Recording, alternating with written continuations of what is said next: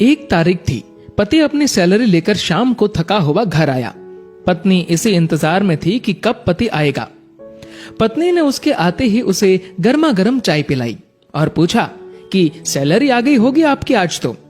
पति मुस्कुराहट के साथ बोला कि हाँ, और इस महीने ओवर टाइम का 12,000 रुपए बोनस भी मिला है। पत्नी की खुशी का ठिकाना नहीं रहा। पत्नी मीठी आवाज में बोली, क्या हम इस रविवार को शॉपिंग कराए? तो पति बोला कि ठीक है, लेकिन सिर्फ एक शर्त पर, कि यदि तुम हफ्ते में कम से कम एक बार मेरी माँ से फोन पर बात कर उनका हाल पूछोगी तो। पत्नी ने दबी आवाज में हाँ कर दी। पति सिर्फ ये चाहता था कि उसकी माँ और उसकी पत्नी के बीच जो भी अनबन है वह दूर हो जाए। ठीक 2 मिनट बाद पति के मोबाइल पर माँ का फोन आया। उधर से माँ बोली, कैसे हो बेटा? बेटा बोला, माँ मैं ठीक हूं। माँ ने सबका हालचाल पूछा तो पत्नी इधर मुंह बनाकर मन में सोच रही थी कि 1 तारीख है, अभी सैलरी आई है, इसलिए फोन करके पैसे मंगवाना चाहती है, लेकिन मैं 1 पैसा भी नहीं देने दूंगी इस बार तो। उधर माँ बोली, बेटा थोड़ी मदद चाहिए। तो बेटा बोला, बोलिए माँ, क्या हुआ माँ? बोली, बेटा इस महीने 5,000 रुपए मिल सकते हैं क्या? पति हर काम अपनी पत्नी से पूछकर ही करता था। उसने ये बात अपनी पत्नी से पूछी तो पत्नी बोली कि बोल दो कि अभी सैलरी नहीं आई है। बेटे ने माँ से कहा कि माँ अभी सैलरी आने में टाइम है।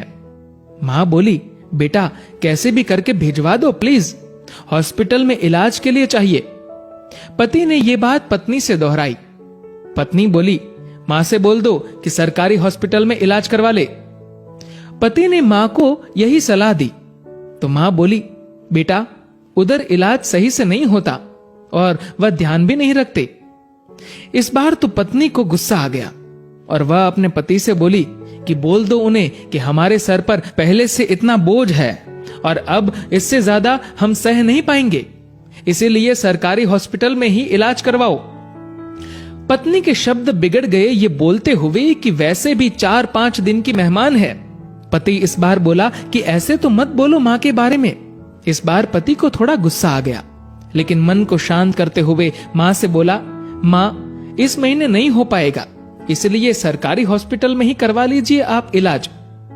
माँ उधर से भीख मांगने लगी कि बेटा प्लीज 2,000 रुपए तो दे दो। तो पति आंखों में आंसू के साथ पत्नी से बोला कि कम से कम 2,000 रुपए तो देने दो।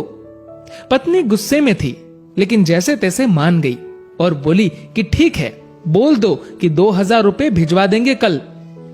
तो इधर पति बोला, सासू माँ आपको कल 2,000 रुपए भिजवा दूंगा।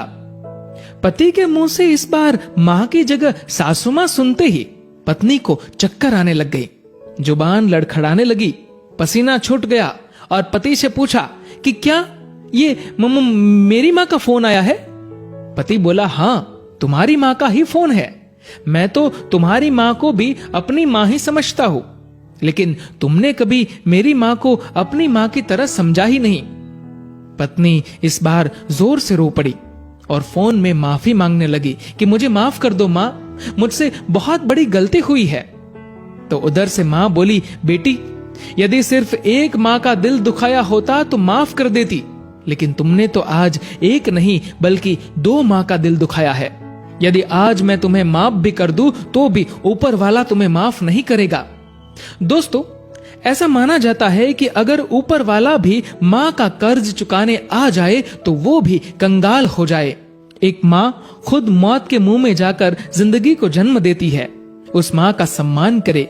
माँ तो माँ होती है, उसको मरने से पहले जीते जी ना मारे। दोस्तों, इस कहानी को लेकर आपकी क्या राय है नीचे कमेंट करके जरूर बताएगा। और दोस्तों,